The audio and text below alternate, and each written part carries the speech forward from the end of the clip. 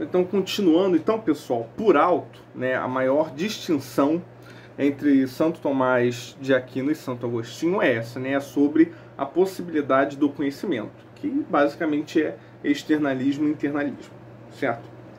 E enquanto isso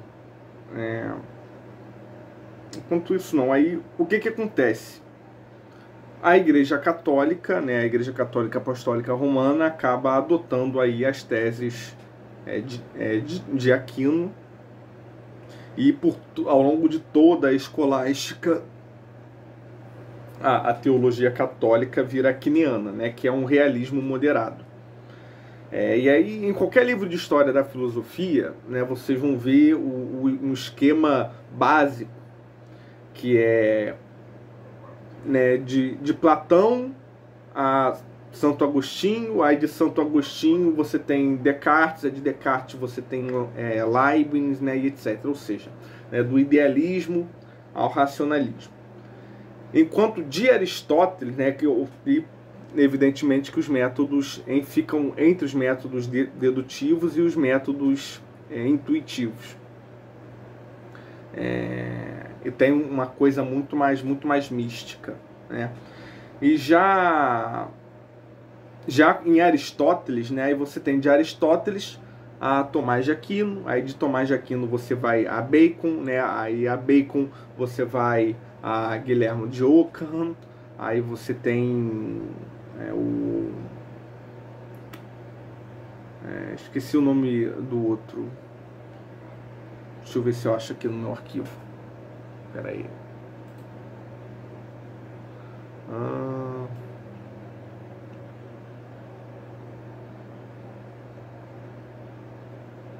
Estava escrito isso aqui. Aqui, né, de Aristóteles a Aquino, aí depois de Aquino a Bacon, de Bacon a Scotus, né, e de Scotus a Ockham, né? Então você vê claramente um realismo moderado, né, um empirismo ali de certa forma crítico de Aristóteles, até um realismo, até o nominalismo em Ockham, que seria o fim completo da mística e etc, né? Enquanto pro lado de Platão você tem Platão, Santo Agostinho, Santo Anselmo, Descartes e Leibniz, com um lado assim mais místico da fé cristã, né?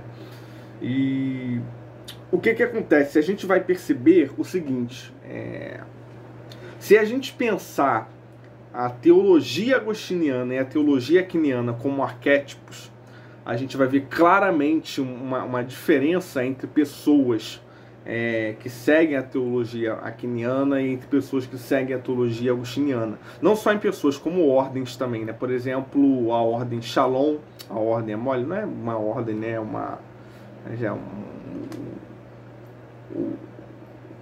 A sociedade, não sei como é que chama, enfim, a sociedade Shalom, né? Ou até outras sociedades monásticas que são agostinianas, né? E as pessoas aquinianas, a gente percebe, né, que, por exemplo, a mística católica, né, é muito envolta em torno do pensamento de Santo Agostinho, é muito envolto, né, nessa ideia da caridade, da penitência, do jejum e da oração, para o movimento ascético do espírito, né, para a beatificação e etc. E colocando a fé num ponto muito mais importante que a razão. Enquanto essa escola que surge com Santo Tomás de Aquino, ela é bem, né, é uma escola assim, de um formalismo lógico muito maior, muito mais racional, e que, por exemplo, o Papa Ratzinger, né, inclusive ele dizia que gostava muito mais de Santo Agostinho porque percebia que Santo Agostinho ele era muito mais próximo de nós, né? Ele tinha, até a forma dele escrever era muito mais passional, muito mais emocional, muito mais entregue, muito mais humanizado, né? Enquanto a linguagem aquiniana é um negócio meio frio, meio distante, né, com logicismo demais, entendeu? E é evidente o porquê, né? Enquanto de Tomás de Aquino você tem o princípio da razão suficiente, e eu não estou falando que todo católico, né, que é aquiniano não tem uma prática religiosa, não é isso. Mas é natural de se supor que quando você participa de uma cosmogonia, que você está dentro dessa ideia de razão suficiente, em que basta a razão para você ajuizar moral, né, para você ajuizar qualquer forma tanto de estética quanto juízo moral e tudo mais, você acaba criando esse cenário, por exemplo, de debate que nós temos hoje, em que as pessoas acham que o melhor católico é o católico que entende mais de lógica e de teologia, né? E muitas vezes tem uma prática espiritual muito pouca, né? Enquanto o pensamento de Santo Agostinho leva a uma ideia muito mais mística, né? Muito mais voltada à oração, à reza de terço, etc. Muito provavelmente um aquiniano, se você perguntar para um aquiniano o que você tem que fazer para entender teologia, ele vai falar, olha só, pega o livro de Aristóteles, né? Pega aí 5 livros de Aristóteles, tantos livros de Tomás de Aquino, e lê isso tudo, estuda e lê de novo, e quando você estiver entendendo isso, quando você tiver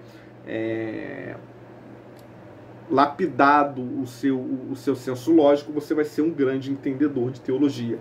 E se você perguntar para um agostiniano o que ele tem que fazer para entender teologia, ele vai te falar que primeiro você tem que fazer muito jejum, primeiro você tem que rezar muito o terço, né, para você conseguir entender as coisas da profundidade mística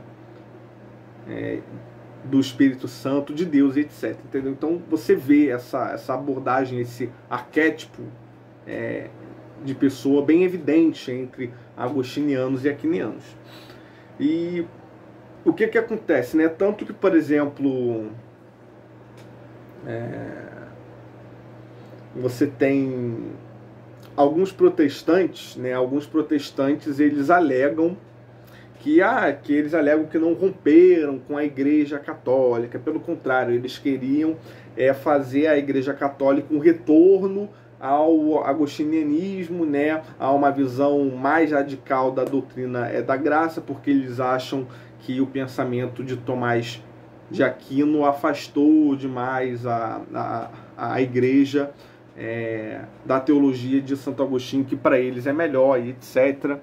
Né, justamente porque, como a teologia de Santo Agostinho ela é mais baseada nas cartas paulinas, né, então para essa galera de sola escritura, eles preferem seguir Santo Agostinho, que está ali embasado, né, numa hermenêutica das cartas paulinas, do que seguir uma teologia aquiniana, que é uma série de deduções, né, e hermenêutica e exegética com uma lupa aristotélica, né? E por esse motivo, muitos movimentos protestantes, né, por exemplo, vai vir o pietismo, né, entre outros movimentos de renovação carismática da fé, que visam colocar a fé, né, e a prática do culto acima da razão, acima da discussão teológica, né, acima de qualquer coisa, entendeu? Acho que também não é bom, né? Eles acabam radicalizando demais essa ideia da doutrina da graça e caem aí na heresia do pietismo, da qual o Kant, por exemplo, fez parte. Então, sim, continuando, né? Então, até então, aí, depois desse debate entre Tomás de Aquino, né, e, quer dizer, né, esse estudo entre qual doutrina a Igreja Católica iria se guiar, ficou decidido que ia ser a de Tomás de Aquino, e desde então foi a teologia de Tomás de Aquino, né? E essa a gente percebe, como eu falei, né? Aí de Aquino vem Bacon, depois de Bacon vem Scotus, aí vem Occam, né? E é dessa galera aí mais empirista que vem Hume. Então, tipo assim, a tradição é uma ironia que a tradição empirista foi a que acabou derivando, né? E eu não estou falando que isso é culpa de Aquino, né? Mas foi o que aconteceu. Essa tradição empirista da escolástica foi justamente o que acabou derivando aí o naturalismo e o positivismo. Porque se você perceber, né, de Aristóteles a Occam, né, todos esses nomes passaram Aristóteles, Aquino, Bacon, Scotus e Occam, você percebe uma queda gradual na valorização da mística, né? Então a parte mística ela vai sendo cada vez mais abstraída, e a discussão lógica, né, e a defesa da experiência vai sendo cada vez mais enfatizada, e aí você acaba tendo praticamente a morte da mística, né? Aí, quando chega aí nessa escolástica tardia com Occam, chega, né, a navalha de Occam, e que praticamente enterra a mística católica, enterra o intuicionismo em todos os debates, porque faz uma separação radical entre o que pode ser provado pela razão, né, e o que não pode, e o que é religião, né, enfim.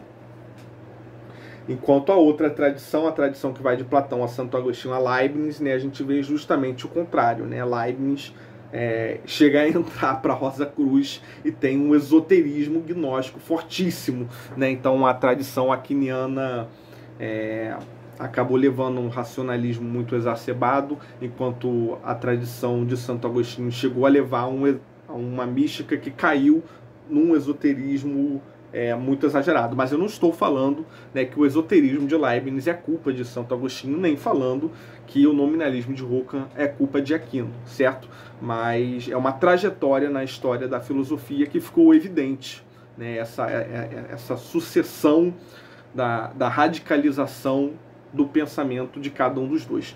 Mas enfim, o que vai acontecer na história da filosofia? Aí vem Descartes com o Tratado de Óptica. Começa a Revolução Copernicana, porque a gente passa a descobrir que a forma como a gente conhece o objeto, né, tudo na realidade sensível, na verdade é muito mais complicado do que parece, envolve uma série de fenômenos, isso leva a um monte de questões, e aí a gente não passa, aí aqui a gente já não está estudando mais o objeto, né? Tipo assim, né? Já não é mais uma discussão sobre a substância do objeto, né? Mas passa a ser uma discussão a respeito de quais fenômenos estão relacionados entre o sujeito cognoscente e o objeto que se apresenta à sua cognição. E aí começa o desenvolvimento da fenomenologia, e começa as objeções ao que até então era por unanimidade na escolástica com o pensamento aquiniano, né? Começa a objeção de Kant de que a gente não conhece a coisa em si, que a gente só conhece o fenômeno.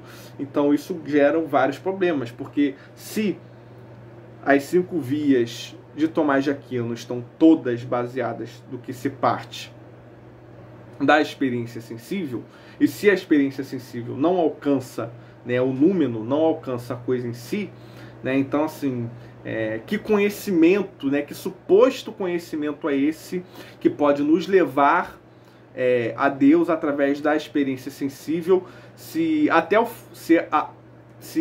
o fenômeno dos objetos a gente possivelmente conhece muito pouco, entendeu? E aí começam essas objeções por parte de Kant. Eu não vou me estender muito aqui a teoria de Kant, porque eu já tenho vídeo sobre Kant, mas mesmo esse pensamento, tipo assim, são kantianos, né, hoje, né, kantianos que fazem essas objeções, né, o próprio Goethe aí, até pouco tempo, atacava os tomistas com esse tipo de objeção, né? Que se você não pode conhecer a coisa em si, então isso acaba com as 5 vias e tudo mais, né? Enfim. Mas isso é questionável. Por que questionável?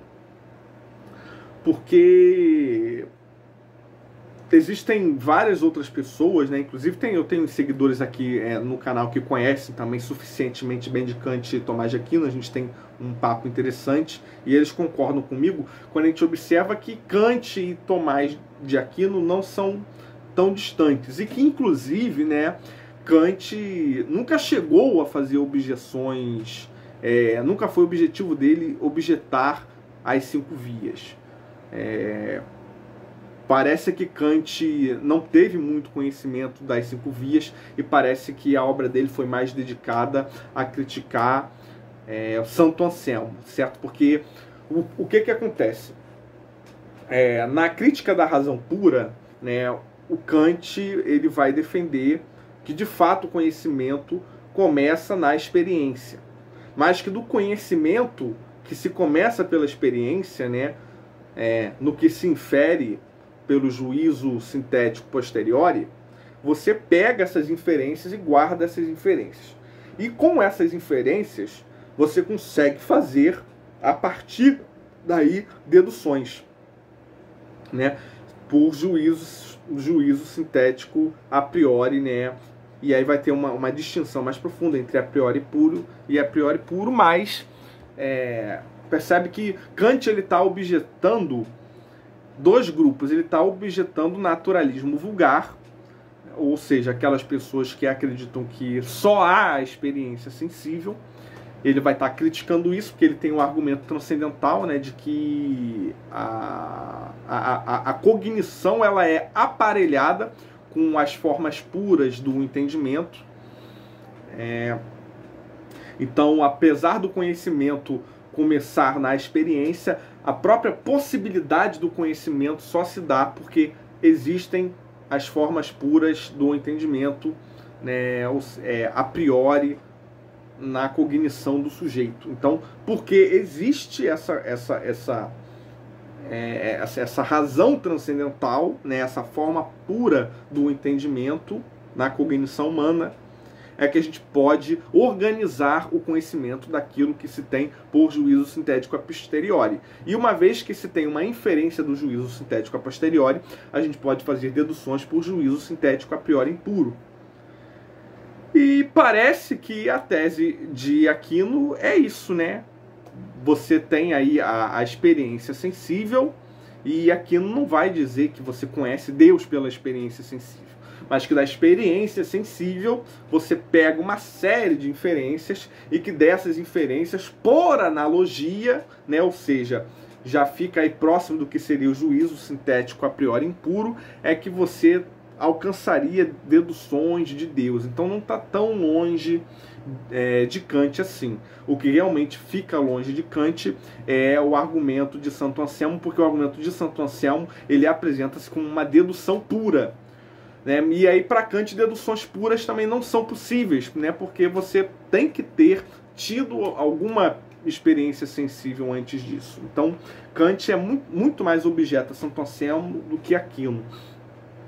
E o que Kant objeta por a impossibilidade de conhecer o ser em si, né, a coisa em si, parece também ser muito mal interpretado, né? Algumas pessoas interpretam como se fosse solipsismo, como se ele estivesse negando que esse copo não é um copo, né? Que talvez eu não conheça nada desse copo, que isso aqui é uma completa ilusão. Mas não, né? Se a gente observar as categorias kantianas, o que ele está chamando aí de coisa em si, né? Que é o númeno, muito se assemelha ao que desde Aristóteles a gente tem como a distinção da causa material e da causa formal. Por exemplo, como é que Aristóteles chega à conclusão da alma? A partir da experiência sensível, ele vai definir quais são as causas, né? O que define o ser ou o objeto. Aí ele vai ter a dedução, né, do que é o princípio de individuação, que é algo um pouco mais complexo. Enfim, a partir do que ele vai raciocinando do que ele tem pela experiência, numa tentativa de conseguir criar um método de como definir os seres, ele vai chegar a um ponto que a única forma de solucionar problemas de princípio de identidade é com uma abstração, certo? E essa abstração é a alma, né? Então é a alma aí que é a causa formal e etc. Mas vocês percebam que ele não experiencia a alma, né? A alma, ela não é experienciável. A alma não se apresenta para os nossos sentidos. A alma, ela é uma abstração, né? A gente conceitua a alma para solucionar problemas de princípio de identidade, de princípio de individuação e tudo mais. Então, da mesma forma que a alma, que é a causa formal, não se apresenta no tempo e espaço, né? Só o que se apresenta no tempo e espaço é a causa material e através de seus acidentes, então a gente conhece, né, a substância das coisas pelos seus acidentes, experienciando somente a causa material, certo? E disso é que a gente começa a trabalhar com alguns graus de abstração para definir aquilo que é a causa formal, certo? Ou seja, o numênico. Então, assim, não parece estar tanto distante de Kant, né? O que Kant está falando, que a gente não conhece do númeno, que é a coisa em si, é o que em linguagem aristotélica é a causa formal. E o que se apresenta no tempo e espaço, que é o fenômeno, é o que em linguagem aristotélica é o acidente. Então não está tão distante, né? É por isso que existem as escolas do tomismo transcendental e etc., que é esse diálogo entre a ontologia, né, o substancialismo de Tomás de Aquino, com uma adequação de linguagem e da epistemologia kantiana. Mas vamos supor que não há essa possibilidade, tá? Vamos supor que Kant, de fato, está objetando Tomás de Aquino e objetando as 5 vias, né? E que a gente não poderia conhecer Deus ou os transcendentais ou qualquer coisa numênica, porque o número não se apresenta aos nossos sentidos. Então tem essa aí objeção ao tomismo. Como que se dá a solução a isso? A solução a isso começa no próprio Kant, porque a filosofia de Kant ela vai enfrentar um grande problema, que é onde? É na terceira crítica de Kant, que é a crítica à faculdade do juízo, onde ele vai tratar da estética. O que que acontece? Na crítica da razão pura, né, Kant faz aí essas supostas objeções. Então ele vai limitar a razão, ele vai limitar o que é cognoscível, certo? Quando chega na crítica da faculdade do juízo, onde ele vai falar do belo e do sublime, ou seja, onde ele vai falar da estética, ele vai ter uma dificuldade absurda em conseguir resolver o problema da estética, não é? Porque se a gente não conhece o número pela experiência e a estética é algo suprassensível, né? O juízo estético ele é numênico, como que a gente tem juízo estético? Entendeu? Porque isso é uma obviedade. As pessoas têm juízo estético. Todo mundo tem juízo estético. Mas o juízo estético ele não se apresenta, né? É algo numênico. Então como é que você resolve esse problema? E Kant não consegue resolver esse problema, né? A terceira crítica de Kant coloca a razão de Kant de joelhos. E ele próprio acaba ali admitindo que o juízo estético ele deve ser explicado por alguma outra faculdade que não a razão, né? Embora ele não solucione essa questão, né? Supostamente não solucione. Porque quando você debate com essa galera só conhece as 3 críticas, só leram crítica da razão pura, prática e a faculdade de juízo. Aí agora vem a questão, tem alguns livros de Kant que poucas pessoas conhecem, que é, por exemplo, eu não sei exatamente o nome, mas é tipo Tratado de Antropologia Humana, alguma coisa assim, é um tratado de antropologia. E nesse tratado de antropologia é onde fica, inclusive, mais evidente a influência dele de Baumgarten, né? E Baumgarten era um pietista, fica explícito a influência dele de Baumgarten pela linguagem, porque a linguagem que ele usa como representações claras e obscuras, né, é uma linguagem que Baumgarten usava, era uma linguagem comum na Alemanha por causa dos debates pietistas. Então, nesse tratado de antropologia, que é inclusive anterior às críticas, Kant fala, né, que existem representações claras e obscuras e que muito provavelmente o homem conhece muito mais de representações obscuras do que representações claras. Mas o que são representações obscuras e claras? Representações claras são aquelas representações que a razão consegue discutir, consegue definir com clareza. Por isso, representação clara.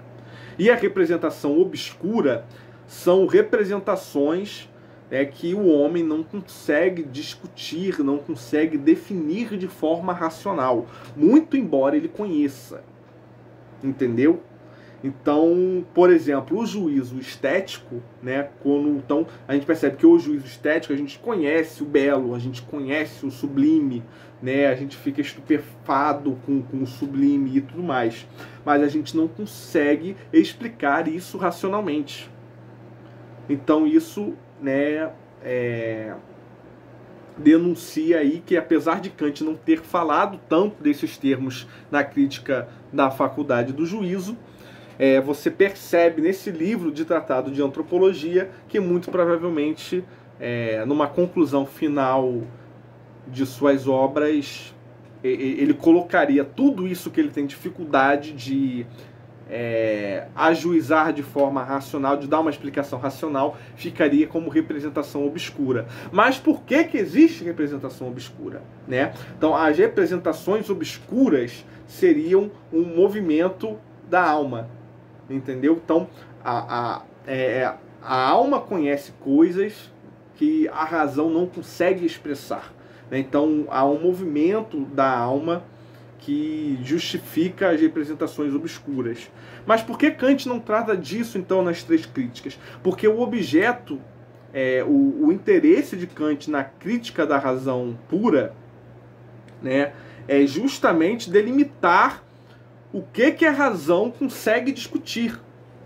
Entendeu? Então, Kant ele escreve ali a crítica da razão pura, né, para limitar a razão. E aí as pessoas confundem, as pessoas acham que Kant é um grande... morre de amores pela razão, né, de que ele é um cara que reduz tudo à razão, e que se a razão não pode explicar, portanto não existe, é uma bobagem, etc. Mas não é isso. Na verdade, é muito pelo contrário, né? Kant, com influência pietista, entendeu? É um movimento de renovação de fé carismática. Ele acredita que muitas coisas a gente tem que acreditar por fé, entendeu? Porque a razão humana é limitadíssima. O homem não pode conhecer Deus pela razão. Seria arrogância supor que a gente pode entender a grandiosidade de Deus, ou dos transcendentais, ou do suprassensível pela razão. Porque a razão, para Kant, é limitada. Entendeu? Então a gente conhece de fato pouquíssimas coisas pela razão. Isso não significa que ele está negando a metafísica. Ele só está dividindo as coisas, entendeu? Ele está falando, olha só, metafísica, Deus e tudo mais é um movimento de fé, né? É uma questão de representações obscuras, é um movimento da alma, não um movimento da razão. E nos meus livros aqui que são de epistemologia, certo? É algo que diz respeito à razão. Então eu vou discutir a razão. Essa é a grande questão, certo? Então Kant, na verdade, ele está justamente querendo mostrar que muito mais coisas são conhecidas por alguma outra faculdade que não a razão. E nas críticas da razão, como o nome deixa claro, que são críticas da razão, ele está criticando e delimitando a razão. Ele está querendo deixar bem claro aonde a razão consegue ir e aonde não consegue ir. Mas ele nunca supôs que aonde a razão não consegue ir, significa que o homem não conheça, né? O homem conhece muitas coisas com outras faculdades que não a razão.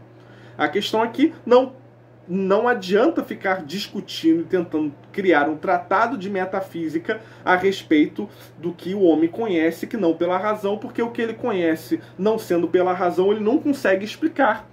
Entendeu? Porque a proposição, né, a lógica descritiva, ou mesmo a lógica formal, né, ou seja, a explicação de algo é um movimento necessariamente racional, entendeu? Então, aquilo que a gente intui não é explicável mesmo. Então, por que eu vou criar um livro ou um tratado para falar, para tentar ajuizar aquilo que eu não consigo explicar?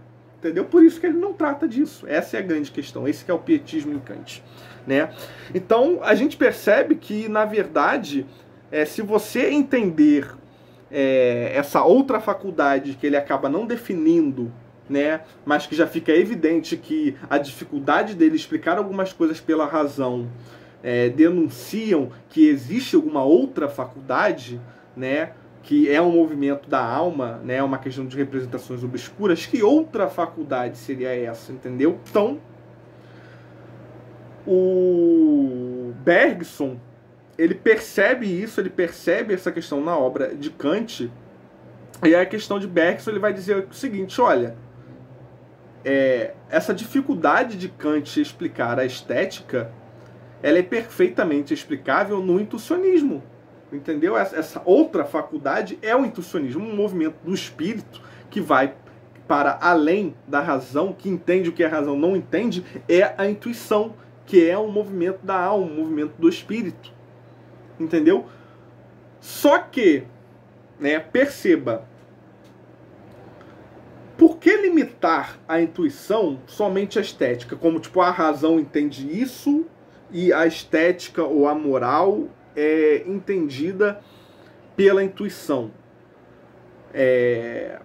Por que não supor que, na verdade, a intuição é o primeiro movimento do conhecimento, de tudo, entendeu? Ou seja, mesmo aquilo que é epistêmico, mesmo aquilo que é científico, mesmo aquilo que a razão explica, também é dado primeiramente na intuição, entendeu? Ou seja, nenhum conhecimento começa começa de uma forma que não pela intuição, né? Então há um movimento de adequação do espírito à coisa, né? Quando a coisa se apresenta no tempo e espaço, há um movimento do espírito em direção à coisa, que intui aquilo, e depois que aquilo é dado pela intuição, é que começa um movimento da razão para tentar explicar aquilo. Então a razão, ela tenta sistematicamente explicar aquilo que primeiro foi intuído, muito embora nem tudo que foi intuído consegue ser racionalizado, né? Então é assim que Bergson resolve o problema de Kant, entendeu? Ele pega a intuição e eleva ela à última potência, entendeu? Vamos colocar que tudo começa pela intuição, por que não? Entendeu? Então essa é a questão. E Olavo de Carvalho fala disso, né? Tem vários vídeos aí, você coloca intuicionismo radical de Olavo de Carvalho, né? Olavo de Carvalho, ele fala justamente disso. Olavo de Carvalho, ele objeta Kant o tempo todo com o intuicionismo, né? Falando que o conhecimento, ele começa na intuição. Então, por mais que tenha uma limitação da razão a conhecer o númeno, a intuição conhece o número. A razão não conhece, mas a intuição conhece. Por quê? Porque se a intuição é uma faculdade do espírito e o espírito é numênico, né, então o espírito pode conhecer o número. É simples assim. Então, primeiro, a coisa é dada pela intuição, né, a intuição alcança a coisa em si, né, por mais que a razão não alcance. E aí, é claro, a gente se limita a discutir e a racionalizar aquilo que compete à razão, mas que a gente tem certa segurança em acreditar que a gente conhece o que a gente conhece, porque é um movimento intuitivo da coisa, né? Então, por exemplo, se nós formos isso resolve, a intuição, ela resolve vários problemas filosóficos. Por exemplo, a experiência de um cérebro num balde, né? Porque se a gente partir do pressuposto mecanicista, naturalista, de que a gente conhece a coisa, né? Por exemplo, se tudo que eu conheço desse copo é unicamente a experiência sensível da apresentação desse copo fenomenicamente, né? Então esse copo nada mais é do que a luz que reflete, né, é captada pelas minhas córneas e há uma interpretação em sinais elétricos que faz o meu cérebro projetar a imagem do copo. Então, se eu pegar um cérebro, se eu pudesse manter um cérebro vivo, né, sem os olhos, sem os sentidos, é só o cérebro, e com eletrodos eu conseguir simular exatamente os impulsos elétricos que fazem o cérebro projetar a imagem de copo, então eu posso fazer esse cérebro achar que está vendo um copo, entendeu? Então eu posso colocar o cérebro de uma pessoa, né, numa realidade completamente simulada. Percebe? Então, assim, se só existe a experiência, se tudo que a gente conhece é limitado ao movimento da razão, aquilo que ela pode conhecer, né, unicamente fenomênico, como que a gente saberia se a gente está vivendo uma realidade ou não, né? E aí aqui vem aquilo que eu expliquei no outro vídeo, a apologética negativa, né? Se tudo se resume a um empirismo vulgar, a um naturalismo, de que eu só conheço aquilo que eu tenho pela experiência, pelo fenômeno, mas se só existe a faculdade da razão e ela não é transcendental, né? Se ela também fizer parte do próprio mundo do fenômeno, como que a razão poderia ajuizar se aquilo que ela está tomando na cognição é verdadeiro ou falso?